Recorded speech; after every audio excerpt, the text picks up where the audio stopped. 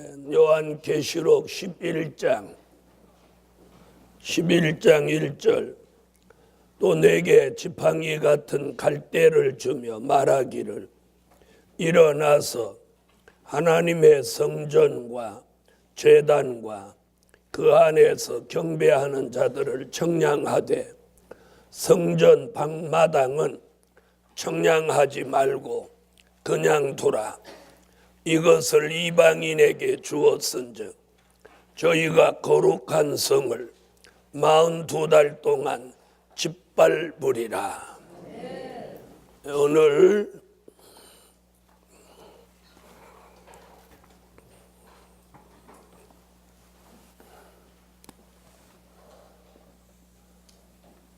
(11장) 공부할 제목은 청량받은 증인의 역사입니다. 자, 오늘 여기 본문에서 보면 성전,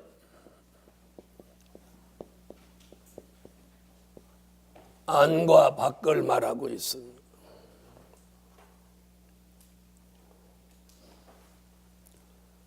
자, 성전 안마당, 바깥마당 이렇게 말합니다.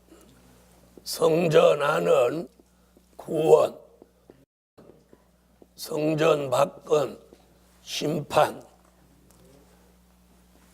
이렇게 에스겔서 2장 10절을 보면 안과 밖에 모든 걸 완벽하게 구비하고 이제 성전 안마당은 구원, 바깥마당은 심판하는 역사를 보이고 있습니다. 에스겔서 2장 10절을 참고하겠습니다. 에스겔서 2장 10절 읽어주세요.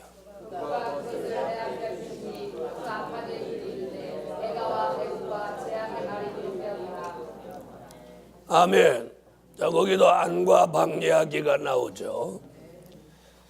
자, 오늘 여기서 본문에 보면 11장 1절에 지팡이 같은 갈대로 청량한다고 그랬어요. 이 갈대가 뭐냐는 거죠. 갈대. 지팡이 같은 갈대.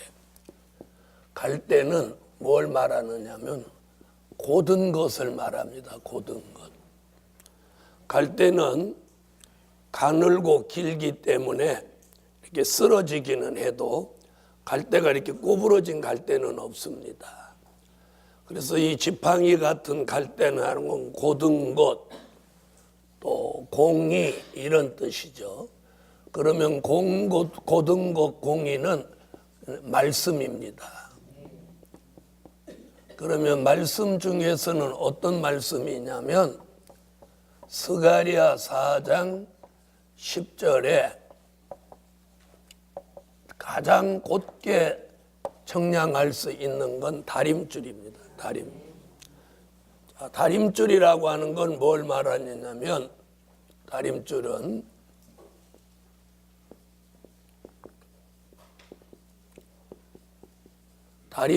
뭐예요? 수직을 보는 기준이에요. 수직을 보는 기준. 이걸 다른 쪽으로 말씀을 드리면 우리 시대에 주신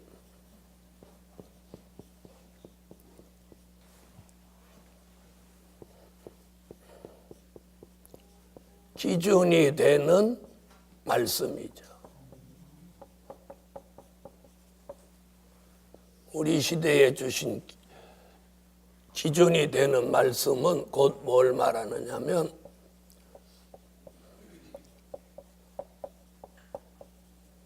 될 일의 말씀입니다. 아멘. 아멘. 스가랴 4장 10절을 참고하시겠어요? 자, 찾으셨으면 읽어주세요.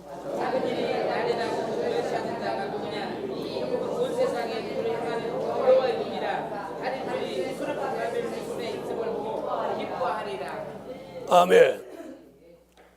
자, 다림줄은 과학과 물질 문명이 아무리 발달해도 수직을 보는 데는 그만한 게 없다고들 모두 그럽니다. 그래서 이렇게 수직을 보는 기준, 우리 시대에 주신 기준이 되는 말씀이다. 그 말씀으로 세 가지를 청량하는데 성전, 제단, 경배하는 자, 이 세 가지가 이루어졌는지 청량한다는 거죠. 자, 여기서 말하는 성전은 유형적인 성전이 아니라 우리 심령의 성전입니다. 심령의 성전. 우리가 가장 중요한 게 뭐냐면 심령의 성전이 있느냐는 거예요. 우리 심령의 성전이 이루어졌는지를 청량한다는 거죠.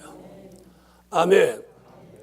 자, 심령의 성전은 고린도전서 3장 16절, 스가랴 4장 2절, 요한계시록 1장 20절, 이거 심령의 성전을 말합니다. 고린도전서 3장 16절을 찾으시겠습니다. 고린도전서 3장 16절 읽어주세요. 너희가 하나님의 성전인 것과 하나님의 성령이 너희 안에 거하신 것을 알지 못하느냐. 아멘. 자, 심령의 성전을 이루어야 된다는 거예요.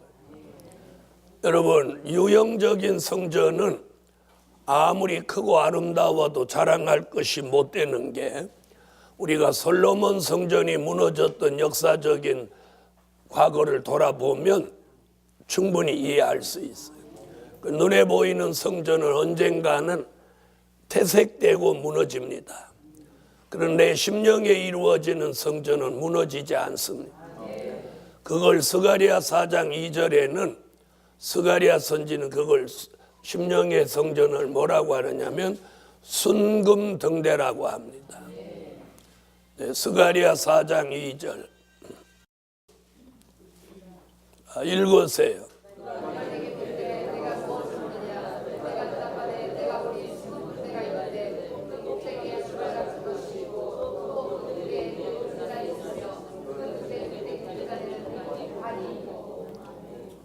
순금등대. 요한계시록 1장 20절에는 심령의 성전이 이루어지는 걸 금촛대라고 합니다. 금촛대. 계시록 1장 20절.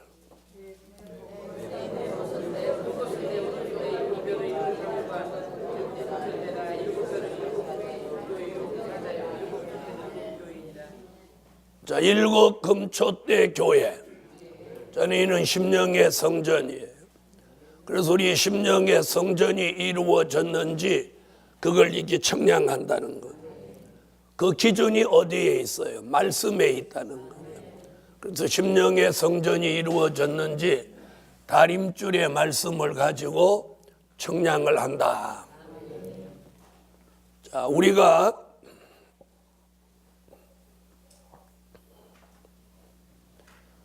옛날에 성전이 이렇게 있다면 이렇게 휘장을 쳐서 여기는 지성소, 여기는 성소 이렇게 나누어 놓았습니다.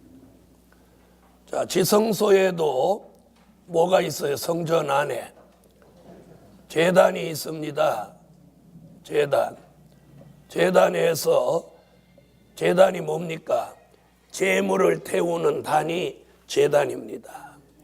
지금 성전은 전체적인 걸 말하는 거고 제단은 제물을 태우는 요 단을 제단이라고 하는 거예요. 그러니까 성전 안에 뭐가 있어야 되냐? 제단이 있어야 되는. 그러니까 심령의 성전이 이루어지면 그 성전 안에 제단이 있는데, 자,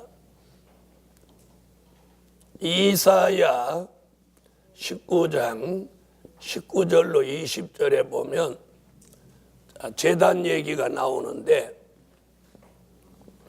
무슨 얘기냐면 상달되는 예배, 찬양, 기도, 예배가 상달되게 하는 거예요. 제단에다 제물을 태우면 그 제물이 연기로 하나님 앞에 상달될 때 하나님이 그 제사를 받으시는 거죠. 그래서 성전만 있어서는 안 되고 성전 안에 이렇게 상달되는 찬양, 상달되는 기도, 상달되는 예배를 드릴 수 있는 제단이 여기 갖추어져요. 그래서 심령의 성전이 이루어지고 제단이 이루어지면 어떤 마음이 여기서 막 올라오느냐, 하나님을 영화롭게 하고 기쁘시게 하고 영광 돌릴 마음이 여기서 막 끌어올라오는 거예요. 이게 제단이 이루어진 증거예요. 이사야 19장 19절로 20절을 찾으세요.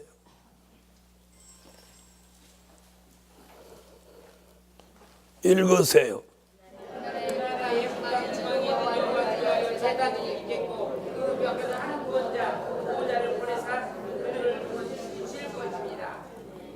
아멘. 자, 이것이 제단이에요, 제단. 자, 심령의 성전이 이루어지면 반드시 그 안에 제단.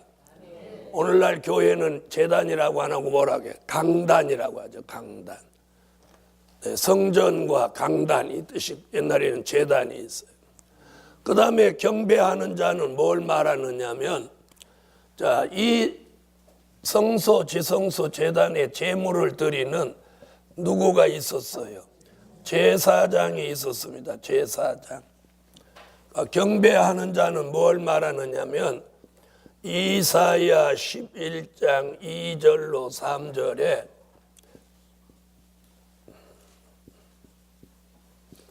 여호와를 경외함으로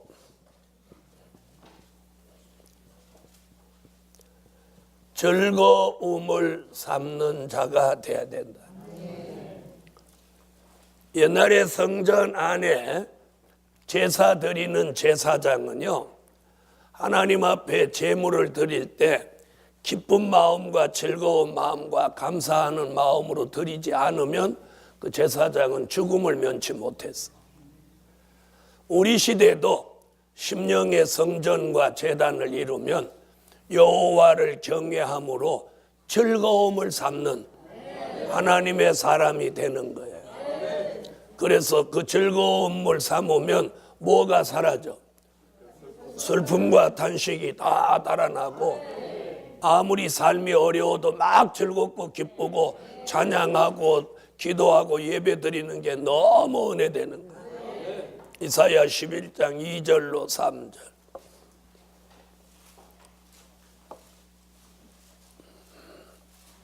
자, 찾으셨으면 읽어주세요.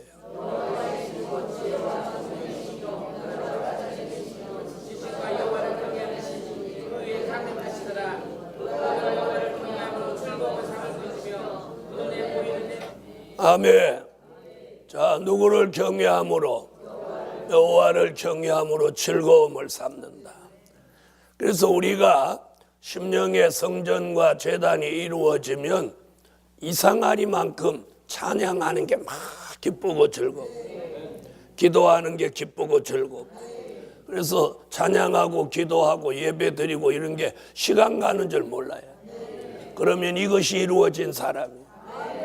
그래서 심령의 성전과 제단과 경배하는 자가 완성됐는지 지팡이 같은 갈대 다림줄의 말씀과 진리로 청량을 하는 거예요. 아멘. 자, 이 청량에 합격될 수 있기 바랍니다. 성전에 제단이 이루어지고 성전이 이루어지고 제단이 이루어지면 제사장이 들어와서 제사 드리던 것 같이 우리가 심령의 성전과 제단이 이루어지면 저절로입니다. 자연적으로 심령의 성전과 제단이 이루어진 사람은 여호와를 경외함으로 저절로 즐거워져요. 즐거워야지 이래서 즐거워지는 게 아니라 저절로 되는 역사예요. 저절로 되는 역사. 자, 솔로몬 성전을 완성하고 그 안에 제단을 완성하고 성전과 제단이 완성되니까 누가 들어왔냐면 제사장들이 들어와서 하나님 앞에 제사를 드리는데 1,000번제, 1만 번제를 막 올립니다. 그리고 법궤가 솔로몬 성전 안으로 들어오는데 성전 안에 연기가 가득했더라고요. 이는 여호와의 영광이 성전에 충만했습니다. 오늘 저와 여러분의 심령 안에 이 성전과 제단과 경배하는 자로 이루어지면 우리 심령 안에 하나님의 영광이 충만합니다. 그러면 회개, 감사, 찬양, 영광 이런 것만이 여기 가득한 거예요. 그래서 남을 비판하거나 대적하거나 또 험집 내거나 이러지 않고 함께 하나님의 뜻을 이루어 가려고 양보하고 협력하고 동력하고 아멘. 그리고 하나님의 뜻을 이루는 일에 좋은 동력자가 되는 겁니다. 아멘. 그래서 이제 오늘 저녁에는 설교 제목이 뭐냐면 슬픔과 단식이 달아난 종들의 복된 삶. 슬픔과 단식이 달아난 종들은 삶을 어떻게 사냐. 그거 이제 오늘 밤에 증거를. 자, 그 다음 성전 방마당은 뭐라고 했어요? 청량하지 마라. 하지 말고 그냥 둬서 누구에게 내어주라고 그랬어요? 네, 이방인에게 내어주어서 몇 달 동안 42달 동안 짓밟히게 해라 이렇게 말합니다. 짓밟히게 해라. 이건 무슨 얘기냐면 마지막 때에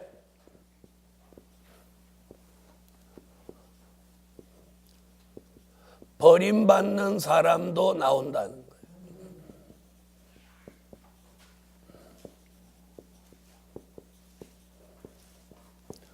버림받는 사람도 나와. 아멘? 버림받는 사람. 자, 성전 방마당은 그냥 두라. 이방인에게 내어줘서 42달 동안 짓밟히게 한다. 그러니까 이 버림받는 사람을 다니엘서 7장 25절, 다니엘서 9장 27절이 계시록 11장 2절로, 계시록 11장 2절이 계시록 13장 5절로 7절로 이어지는데 이것이 어느 날 갑자기 된 게 아니라 이미 마태복음 3장 12절, 마태복음 7장 24절로 27절, 마태복음 24장 40절로 41절,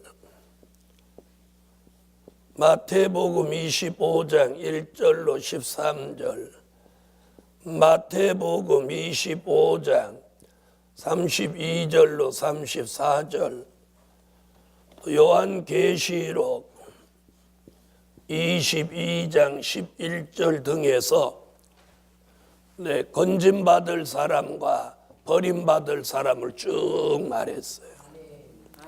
이는 은혜 시대 이야기가 아니에요. 은혜 시대는 버림받는 사람이 없어요. 버림받는 사람이 나오지 않아요. 그러니까 은혜 시대는 버림받는다는 게 뭐냐? 안 믿는 사람이에요. 그러니까 은혜 시대에는 믿냐 안 믿냐를 따지는 거예요. 아멘? 그럼 환난 시대는 뭘 따지냐? 심령의 성전을 이루었냐 안 이루었냐. 또 그 다음에 알곡이냐 죽정이냐, 이걸 논하는 거예요. 아멘. 은혜 시대는 알곡 죽정이 개념이 없어요. 에? 씨를 뿌리고 가꾸는 거니까 알곡도 없고 죽정이도 없어요. 뭐만 있어요? 믿냐? 안 믿냐? 믿냐? 안 믿냐? 이것만 있는 거예요. 그럼 어떻게 해요? 목적이 안 믿는 사람을 믿게 하는데 목적이 있는 거죠. 믿게 하는데. 그럼 환란 시대는 목적이 뭐냐? 믿는 사람을 알곡되게 하는데 목적이 있다. 믿는 사람을 심령의 성전 이루게 하는데 목적이 있다는 거예요. 아멘. 그걸 영혼 구원이냐 아니냐 그런 개념이 아니에요, 여기는. 자, 그 다음에 알곡이냐 죽정이냐, 그 다음에 반석이냐 모래냐, 자, 그 다음에 데려가냐 버려두냐, 이걸 따지는 거예요. 기름 등불 있냐, 기름 등불 준비됐냐, 준비 못했냐, 이걸 논하는 거예요. 그 다음에 양이냐 염소냐, 그 다음에 의로운 자냐 불의한 자냐, 또 거룩한 자냐 더러운 자냐. 자, 이겁니다. 은혜 시대는 이걸 적용하면 안 됩니다. 은혜 시대는 이걸 적용할 수가 없어요. 그래서 은혜 시대는 이런 말씀들을 안 전합니다. 왜? 전할 의미가 없어요. 자, 안 믿는 사람을 예수 믿게 하고, 자, 씨를 뿌리고 그걸 가꾸는 거예요. 그걸 이제 2000년이 지난 지금에 와서 선지서와 요한계시록이 공개되면서 이제 청량을 받냐 못 받냐. 아멘. 그럼 여기는 믿는 사람 안 믿는 사람 해당이 안 되는 거예요. 왜? 요한복음 3장에 뭐라고 그랬어? 믿지 아니함으로 이미 정죄함을 받았다. 그러니까 안 믿은 거로 끝난 거예요. 그 다음에 여기는 이제 믿는 사람 가운데 자기의 타작마당 이렇게 했어요. 그럼 주님의 타작마당이 어디예요? 교회죠, 교회. 그래서 교회 안에 믿는 사람 중에서 알곡과 죽정이, 자, 이렇게 쭉 나온 것을 오늘 여기는 뭐예요? 성전 방마당, 마지막 때 버림받는 사람도 나온다. 자, 그럼 오늘 이쪽은 다 아시는 거니까 다니엘서 7장 25절로 가보세요. 다니엘서 7장 25절. 자, 찾으셨으면 읽어주세요. 그가 장차 말로 지극히 높으신 자를 대적하며 또 지극히 높은 자의 성도를 그렇게 할 것이며 그가 또 대마를 밝히는 사를 할 것이며 성도를 그의 손에 붙임받으여 한대와 반대를 지내리라. 저 거기 보면 뭐라고 그래? 짐승에게 성도를 붙임받아요. 그러니까 믿는 사람 가운데 짐승에게 내어주는 사람이 있다는 거예요. 그 다음 다니엘서 9장 27절. 자, 7장에서는 뭐라고? 한 때와 두 때, 반 때라고 그랬죠. 그럼 아까 11장 2절에는 몇 달? 42달. 한 때, 두 때, 반 때는 3년 반. 그러니 같은 얘기예요. 자, 다니엘서 9장 27절. 그가 장차받은 사람으로 더불어 이래 동안에 언약을 굳게 정하겠고 그가 이래의 절반을 제사관이 그를 지지할 것이며 또 장바여 그 물건이 날개를 의지하여 설 것이며 또 이미 전한 종말까지 진을 황폐케 하는 자에게 쏟아지리라 하였느니라. 한 일회에 얼마? 절반. 그럼 얼마예요? 3년 반 동안 미운 물건이 거룩한 곳에 선다. 미운 물건이 뭐예요? 우상. 우상을 섬기는 수정통치 시대가 온다는 거예요. 그것을 계시록 11장 2절에서는 몇 달이라고 하고 42달 동안. 자, 이 모든 말씀이 어디 와서 그 말씀이 이루어지냐면 계시록 13장 5절로 7절에 와서 이루어지는 거예요. 계시록 13장 5절로 7절. 자, 찾으셨으면 읽어주세요. 또 짐승이 큰 말과 천년의 만한 입을 받고 또 마성과 방언과 나를 다스리는 권세를 받으니. 아멘. 자, 거기 성도들과 싸워 못하게 돼. 이기게 되고. 자, 그 다음 5절에서 그들이 몇 달 동안, 거기 42달 나오죠. 자, 이것이 뭐예요? 자, 버림받는 사람들이 어디 들어간다는 거예요? 네, 수정통치 시대. 자, 은혜 시대에서는 수정통치 시대 이야기도 할 필요가 없어요. 은혜 시대에는 수정통치 시대에 들어갈 사람이 없어요. 은혜 시대에는 수정통치 들어갈 사람이 확정되는 시대가 아니에요. 무슨 말인지 아시죠? 네? 그래서 은혜 시대에서는 그런 얘기가 필요 없어서 지난 2000년 동안 계시록을 공개하지 않은 거예요. 왜? 할 필요가 없어요. 필요가 없어. 그럼 그분들이 몰라서가 아니라 칼빈이나 존 웨슬러나 이런 분들이 계시록을 몰라서가 아니라 그분들이 공개할 일이 없어요. 그래서 덮어둔 거예요. 아멘. 자, 그런데 이 시대에는 이제 그걸 공개하면서 수정통치 들어갈 사람, 여기 들어갈 사람이 나온다는 거죠. 그런데 여기 뭐라고 그랬어요? 들어갈 사람을 성도들이라고 그랬어요. 성도들. 자, 여기서 말한 성도들이 누구냐면 계시록 12장 17절에 예비처로 들어가지 못하고 남은 자예요. 그러니까 여기서는 영혼 구원 받았냐 안 받았냐 그런 얘기가 아니에요. 영혼 구원은 이런 일이 일어나기 전에 다 영혼 구원 받을 사람 받았단 말이에요. 무슨 말인지 아세요? 그래서 영혼 구원 받을 사람은 여기 들어가지 않게 하기 위해서 화액전에 취하여 가는 구원이 있다고 그래요. 응? 무엇 전에? 네, 성경 찾아보세요. 이사야 57장 1절로 2절.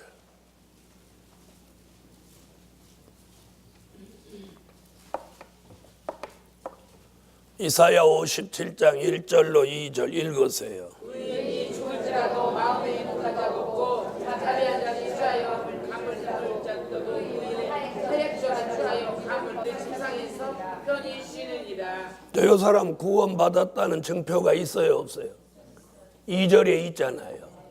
2절에 뭐라고 했나 보세요. 그는 평안에 들어갔나니 무릇 정로로 행하는 자는 자기들의 침상에서 편히 쉬느니라. 이게 구원의 증거예요. 그런데 1절에 보니까 뭐라고 그랬어요? 취하여 갔다 그래. 취하여 갔다. 이 사람은 하나님이 그 생명을 거두어 간 거란 말이에요. 그러니까 영혼 구원받을 섭리가 있는 사람은 하늘이 무너져도 어디 들어가지 않게 하고 수정통치 시대에 들어가지 않게 해요. 그러니까 영혼 구원의 섭리가 있는 사람은 하나님 어떤 방법으로 다 구원하는 거예요. 구원하는 거예요. 자, 그 다음.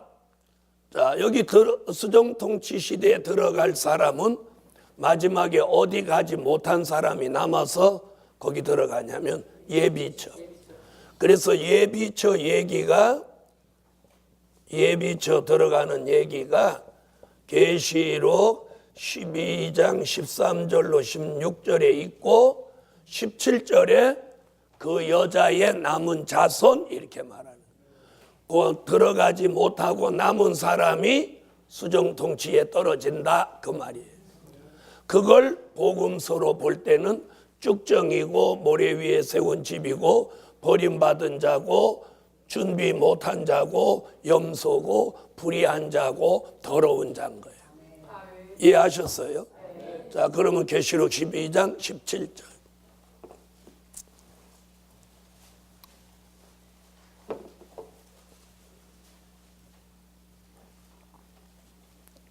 찾으셨으면 읽어주세요. 용이 여자에게 분노하여 갈아싸서 거제 남은 자손 곧 하나님의 계명을 지키며 예수 증거를 가진 자들로 더불어 싸우려고 하다 모래 에 섰어라. 자, 이 사람들이 13장에 어디 들어가요? 수정통치 시대에 들어가서 버림받으니 이 사람들을 가리켜서 뭐라고 하느냐면 계시록 17장 1절로 3절에 이게 음녀교회 사람들이에요. 어느 교회 사람들? 음녀교회 사람들이에요. 자, 음녀교회도 교회 다니는 사람이 있을 거 아니에요. 그 음녀교회가 통째로 버림을 받는다는. 그래서 이 마지막에 우리가 음녀교회냐 신령한 영적 교회냐, 교인이 몇 명이냐 크냐 적으냐 이걸 논하면 안 돼요. 마지막에 계시록에서는 음녀교회냐 신령한 영적 교회냐. 신령한 영적 교회는 예비초로 들어가고 음녀교회 성도들은 어디로 들어가고 수정통치 시대로 들어간다는 거예요. 계시록 17장 1절로 3절.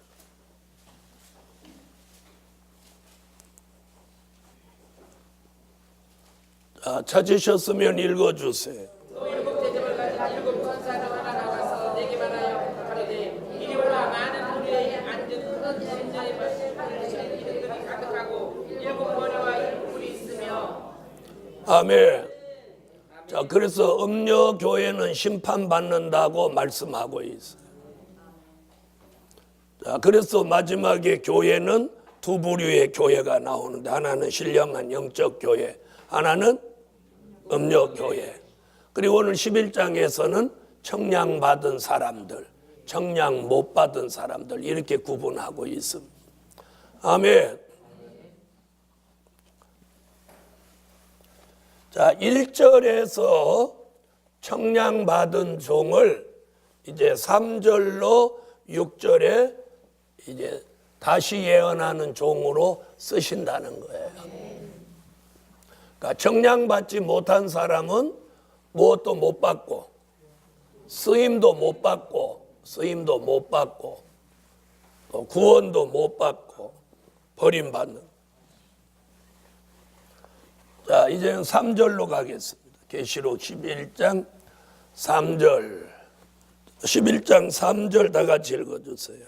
내가 나의 주인에게 권세를 주리니 저희가 붉은 벽을 입고 1260일을 예언하리라. 아멘. 아멘. 자, 여기 보면 두 증인에게 권세를 준다 이렇게 말하고, 그래서 많은 사람들이 두 증인이라는 이 말을 어디다 붙이냐면 두 명으로 자꾸 붙이는 거예요. 자, 이걸 두 명으로 가면 곤란해요. 자, 여기서 말하는 두 증인은요, 요 문맥에서만 해답을 찾으면 안 되고 6절까지 쭉 읽어보면 여기서 말하는 두 증인은요, 누구누구를 말하느냐면 엘리야와 모세를 말하는 거예요. 아멘. 왜 엘리야와 모세를 말하느냐면 이 3절에 두 증인 얘기해 놓고 4절로 6절까지 쭉 읽어보면 엘리야가 했던 역사, 모세가 했던 역사를 다 같이 해놨어요. 자, 그리고 성경 어디에 근거해서 그렇게 말하느냐면 마태복음 17장 1절 이하에 보면 무슨 얘기 나오냐면 변화산 이야기 나와요. 자, 예수님이 변화산에 올라갔을 때 누구 따라갔어요? 자, 예수님, 베드로, 요한, 야고보, 자, 이렇게 올라갔죠. 근데 예수님이 변화산에 올라가서 예수님의 모습이 변형되시면서 거기 누가 왔어요? 에? 엘리야와 모세가 왔잖아요. 엘리야가 모세가 왔다. 이게 왜 엘리야 모세가 왔냐는 거예요. 바로 이 얘기가 여기 답이 있는 거예요. 주의 재림 때 엘리야의 역사와 모세의 역사가 합하여진 역사가 두 증인의 권세예요. 그래서 이 두 증인을 두 명으로 보면 안 되고 엘리야의 역사, 모세의 역사가 합하여져서 주시는 권세인 거예요. 그래서 이것을 증인의 권세다 이렇게 보는 거예요. 아멘. 자, 엘리야와 모세에게 주신 이 역사가 전부 이제 누구에게 이런 권세가 다 나타나느냐면 인마전종 14만 4천 모두에게 이 권세를 다 주시는 거예요. 모두가 권세를 받아서 무엇하는 종으로 쓰여지냐? 다시 예언하는 종으로 쓰여지는 거예요. 이렇게 보아야 이게 답이 맞는 거예요.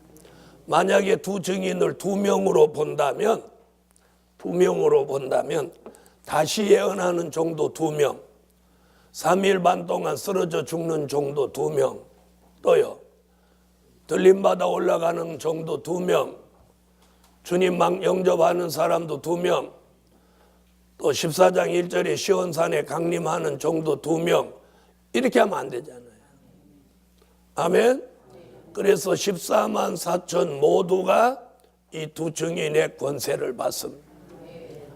자, 이 권세는요, 은혜 시대는 사도행전 1장 8절 같이 권능입니다. 권능. 아멘. 자, 이 권능을 누가 나타냈어요? 제일 먼저 나타낸 사람이 베드로죠. 자, 그런데 환란 시대는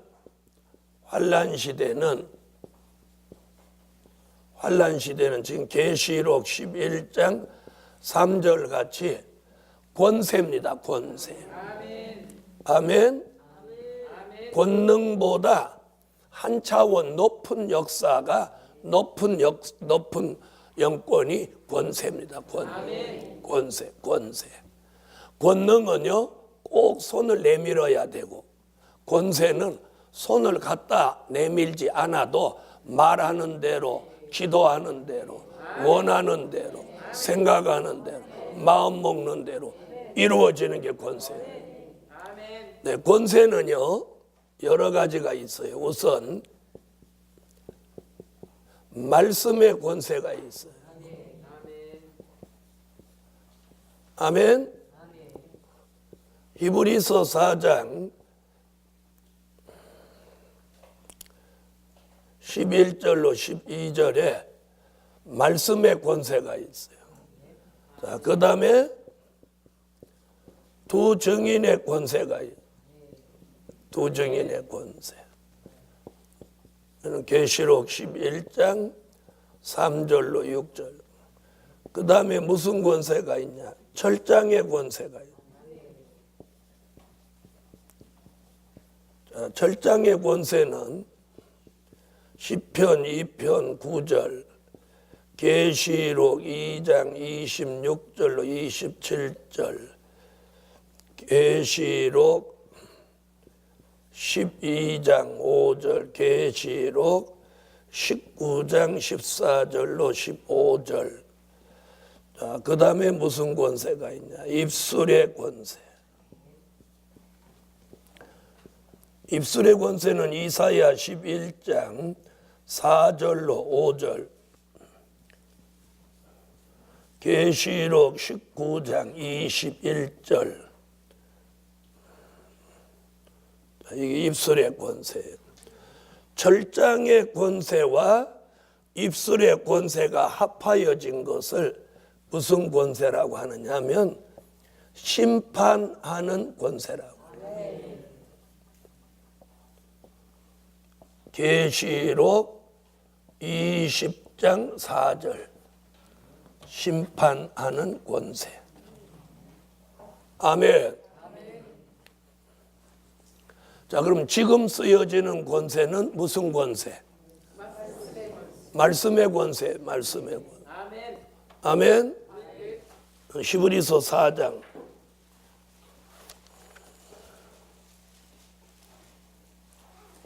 12절로 13절입니다. 제가 잘못 썼습니다. 히브리서 4장 12절로 13절.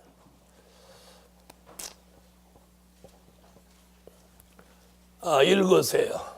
하나님의 말씀을 살았고 운동력이 있어 사울의 날서 어떤 모든 마음의 뜻을 상관하신 자의 앞에 발로 같이 일어나느니라. 그럼 지금 쓰여지는 권세는 뭐가 필요해요? 말씀의 권세. 말씀 전하면 권세가 나타나야 됩니다. 자, 그 다음에 두 증인의 권세는 지금 공부하고 있으니까 넘어가고, 그 다음에 무슨 권세? 철장의 권세. 시편 2편 9절을 찾으세요. 자, 찾으셨으면 읽어주세요.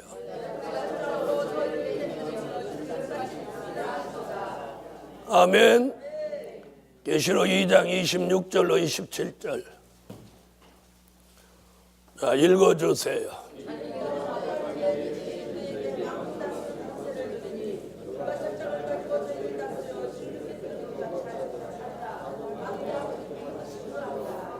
아멘.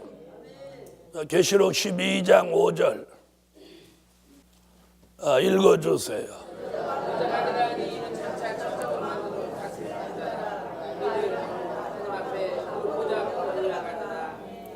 아멘.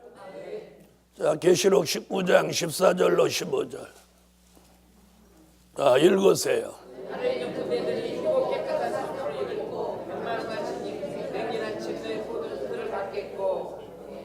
자, 이상과 같은 내용이 무슨 권세? 철장의 권세. 전장의 권세는 뭐라고? 만국을 다스리는 권세라고 그랬어요. 자, 그 다음에 입술의 권세. 이사야 11장 4절로 5절. 네, 찾으셨으면 읽어주세요.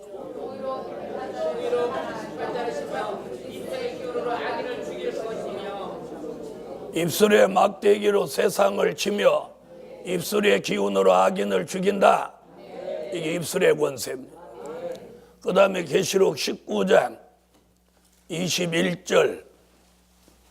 자, 읽어주세요. 그 나머지는 말탄 자의 입으로 나오는 범의 죽음에 모든 새가 그 고기로 배불리우더라. 아멘. 자, 이것이 입술의 권세. 그 다음에 철장의 권세와 입술의 권세는 이 두 가지를 묶어서 뭐라고 하느냐면 심판하는 권세라고 합니다. 계시록 20장 4절. 자, 읽으세요.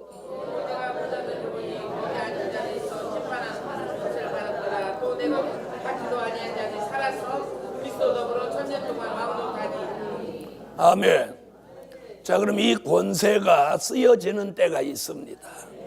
말씀의 권세는 지금도 쓰여지고, 두 증인의 권세는 언제 쓰여지냐? 다시 예언하는 동안 쓰여져요. 다시 예언하는 동안. 그 다음에 철장의 권세, 입술의 권세는 언제 쓰여지냐? 산자를 심판하는 진노의 7 대접 재앙을 쏟는 날, 더 정확하게 말하면 아마겟돈 전쟁이 있는 날, 원수를 진멸하기 위해서 이 심판하는 권세를 주는 거예요. 그럼 들어보세요. 은혜 시대는 그냥 권능이에요. 능력을 줘서 뭐 병을 고친다든지 귀신을 쫓아낸다든지 성령을 받게 한다든지 그런 정도고, 환난 시대는 권세가 이렇게 다양하게 준비되어 있어요. 다양하게. 그래서 앞으로 이제 복음을 전하고 인맞은 종들이 나오게 하는 데는 무슨 권세가 쓰여져?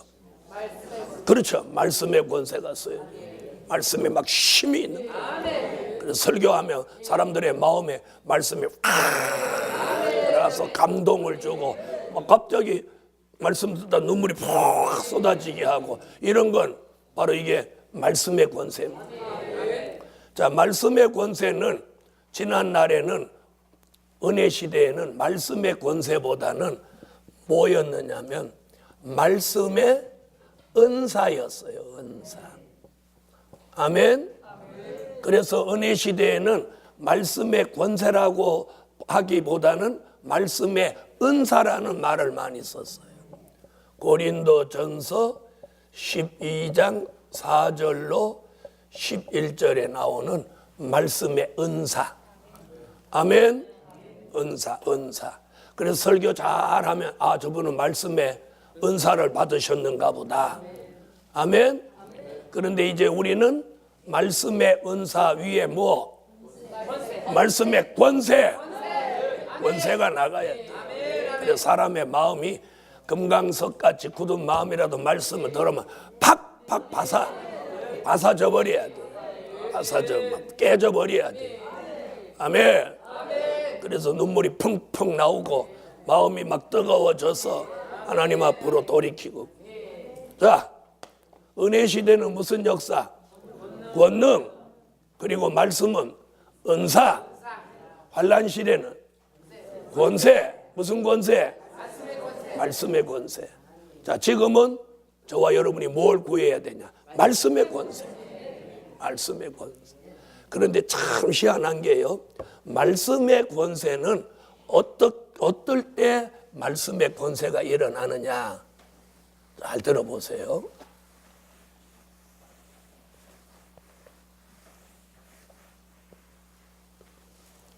자, 전기는 무엇과 무엇이 부딪혀야 만나야 불이 켜져요.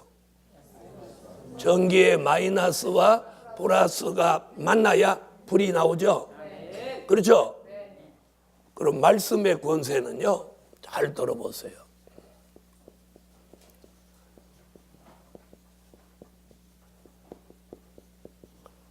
된 일의 말씀만 전하면 권능이 역사하고,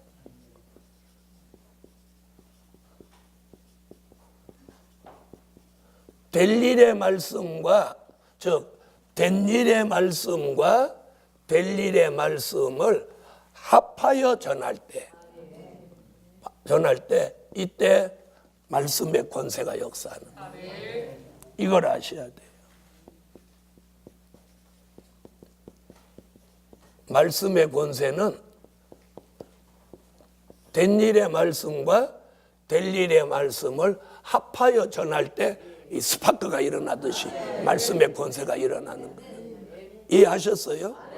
그러니까 말씀의 극과 극이 합하여질 때 여기서 스파크가 일어나듯이 말씀의 권세가 일어나는 거예요. 이 말 알아들으시겠죠? 그것을 이사야 34장 16절에 말씀의 짝을 맞추라는 거예요. 말씀의 짝. 아멘. 자, 말씀의 짝이 뭐예요? 된 일과 될 일의 말씀이 합하여지는 게 말씀의 짝이에요. 그래서 성령의 인 그러면 하나님의 인, 생명의 빛 그러면 영광의 빛. 아멘. 천국 복음, 영원한 복음. 천국의 열쇠, 다윗의 열쇠. 권능, 권세. 아멘. 이렇게 말씀의 짝이 만날 때 스파크가 일어나듯이 말씀의 권세가 나타나는 거예요. 할렐루야. 그래서 그렇게 전할 때 말씀의 권세가 나타나는 게 뭐냐? 그게 말씀의 힘이에요. 말씀의 힘. 그 다음에 말씀의 힘이 작용하는 거예요. 말씀의 힘이 작용하는 거예요. 그걸 뭐라고 그랬어요? 운동력이라고. 운동력. 아멘? 말씀의 운동력, 말씀의 힘이 작용한다 이 말이에요. 자동차로 말하면 엔진에 시동이 걸려야 차가 힘을 받죠. 그래서 오늘 여러분이 이 말씀의 권세가 나가기를 원하면 이렇게 하시오. 자, 다시 11장으로 오세요. 두 증인에게 권세를 주리니 저희가 굵은 베옷을 입고. 자, 저희가는 누구 얘기한 거예요? 청량받은 증인. 아멘. 청량받은 증인을 저희가 그럽니다. 자, 이들은 무슨 옷을 입느냐면 굵은 베옷을 입습니다. 베옷을 입는다. 이는 삼베옷을 입는다 이런 뜻으로 보면 안 되고, 이는 전 세계를 회개시키는 운동입니다. 전 세계를 회개시키는 운동. 자, 요나서를 보면 요나가 니누의 성에 들어가 회개를 외칠 때 왕, 방백, 백성, 짐승까지 굵은 베옷을 입었어요. 자, 이래서 전 세계를 회개시키는 운동을 위해서 이 굵은 베옷을 입는데, 요엘서 1장 12절로 13절, 요엘서 2장 11절로 12절에 굵은 베옷 얘기 나옵니다. 자, 베옷은 두 가지가 있는데, 가는 베옷과 굵은 베옷이 있습니다. 아멘. 성경에 가는 베옷과 굵은 베옷. 자, 사람들이 입는 베옷도 두 가지 있죠. 못이, 가는 베옷은 못이, 굵은 베옷은 삼배. 그렇죠? 네, 베옷을 못이 삼배로 가르듯이 성경의 베옷도 가는 베옷과 굵은 베옷이 있어요. 자, 가는 베옷 얘기는 에스겔서 9장 3절로 6절에 나오는데, 자, 이 가는 베옷은 뭘 말하냐면 종들의 회개 운동. 종들의 회개 운동. 자, 굵은 베옷은 지금 계시록 11장 3절에 있는 말씀인데, 전 세계, 즉 백성 될 사람들을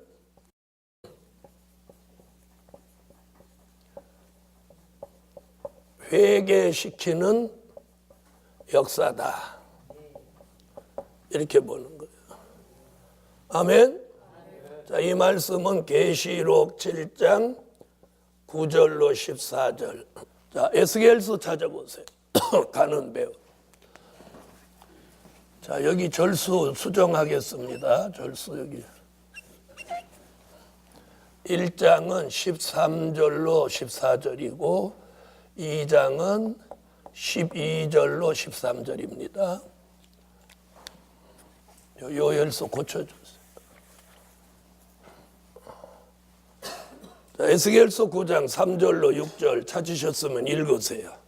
무릎에 먼벌로 있던 하늘로 인하여 한식하며 우는 자의 이마에 펴가 주고 나의 듣는데 또 그냥한 자에게 이르되 너희는 뒤를 쫓아서 궁중에 사냥하며 아껴보지도 말며 궁리를 베풀지도 말소서. 늙은 자와 젊은 자의 처녀와 어린아이와 수녀를 다 죽이되 이마에 보이는 자에게는 가까이 하나 내 성소에서 시작할지니 하시매 그들이 성전 앞에 있는 늙은 자들부터 시작하더라. 자, 무슨 베옷? 가는 베옷. 가는 베옷은 종들의 회개입니다. 그러니까 전 세계를 굵은 베옷을 입고 외칠 종이 먼저 못하고 나와야 돼. 회개하고 나. 요나가 니누의 성을 회개시키기 위해 자신이 먼저 회개하던 거야. 자, 그 다음에 계시록 7장 9절로 14절 굵은 베옷을 입고 다시 예언할 때 전 세계 사람이 회개하고 나온다. 자, 찾으셨으면 읽으세요.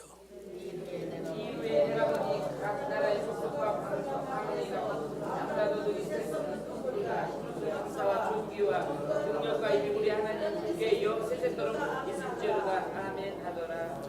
아멘. 자, 그 굵은 베옷을 입고 1260일을 예언한다.